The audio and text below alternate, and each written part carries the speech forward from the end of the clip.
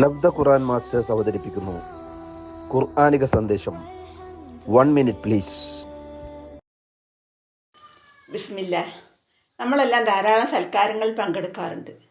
അതുപോലെ തന്നെ കോടികൾ ചിലവഴിച്ച സൽക്കാരങ്ങളെക്കുറിച്ചൊക്കെ സോഷ്യൽ മീഡിയയിൽ കാണാറുണ്ട്.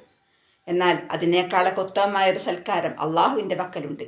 വിശുദ്ധ ഖുർആൻ സൂറത്തു സജദ 19-ാമത്തെ ആയത്തിൽ അള്ളാഹു സുബ്ഹാനഹു വതആല പറയുന്നു, അമ്മല്ലദീന ആമനൂ വഅമിലുസ് സ്വാലിഹാത്തി ഫലഹും ജന്നാത്തുൽ മഅ്വാ നുസുലം ബിമാ കാനൂ യഅമലൂൻ. എന്നാൽ വിശ്വസിക്കുകയും സൽക്കർമ്മങ്ങൾ പ്രവർത്തിക്കുകയും ചെയ്തവരാവട്ടെ, അവരുടെ പ്രവർത്തനത്തിൻ്റെ ഫലമായിട്ട് സൽക്കാരത്തിൻ്റെ ആതിഥേയവാസത്തിൻ്റെ സ്വർഗം അവർക്കുണ്ടായിരിക്കും. നമുക്കും ധാരാളം നന്മകൾ ചെയ്യാം.